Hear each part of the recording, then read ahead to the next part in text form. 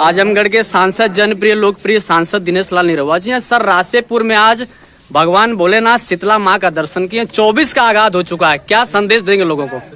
बस हम तो भोले बाबा से यही मांगते हैं कि भोले बाबा हमको फिर एक मौका दें, ताकि अभी 1.5 साल मिला था तो रासेपुर तितरा चमका दिए, 5 साल मिलेगा तो पूरा आजमगढ़ चमका दिए।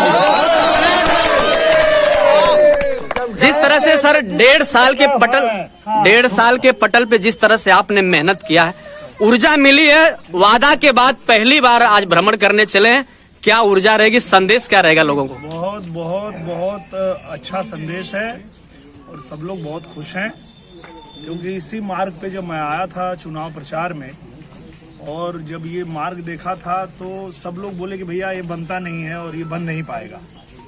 तो उसी समय मैं कहा था भोले बाबा की कृपा होगी और ये जरूर बनेगा, और आज जब बन गया है तो हमको भी खुशी हो रही है। अरे बहुत बड़ी खुशी है, कितने जन एक्सीडेंट हो गई ना। अरे बाबा क्या बतिया हाँ, तो हमारा नाम जगदीशगिरी, जिसकी आरती करते तो वैसे ही जितना भी कार्य था वो सब हम लोग करवा लिए, और पहली बार अभी आप देखेंगे कि 250-300 करोड़ रुपया अभी आया है जिले की सारी सड़कों की मरम्मत के लिए, और उसके अलावा जो जो बड़े काम थे वो सब इन्हीं 1-1.5 साल में हम लोग करा लिए।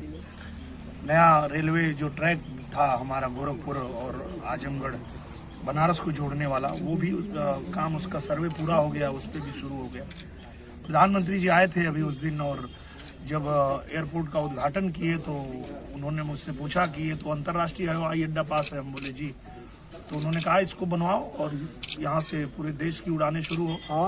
तो अब चुनाव के बाद पहला काम यही है कि यहाँ आजमगढ़ में अंतर्राष्ट्रीय हवाई अड्डा बनाएंगे और यहीं से बम्बई, यहीं से दिल्ली और दुबई की फ्लाइट चलवाएंगे। क्या बात। आखिरी संदेश है सांसद जी, जिस तरह से गुड्डू जमाली के मिलने के बाद लोग कह रहे हैं संगठन मजबूत हो गया है, 24 में खाता नहीं खुलेगा, पूर्वांचल क्या रहेगा और आपका जिला क्या रहेगा? मुझे लगता है किसी एक व्यक्ति के कहीं भी आने जाने से कोई फर्क नहीं पड़ता। गुड्डू जमाली जी को अपना पर्सनल कुछ लाभ मिला तो पूरा पार्टी छोड़ के चले गए, तो पार्टी थोड़े चली गई है, वो एक आदमी गया है जिसको कुछ लाभ मिला, बाकी पार्टी जहाँ की तहाँ है। तो जो बसपा का वोट है वो बसपा के पास है, जो हमारा है वो हमारे पास है, जो सपा का है उनके पास है।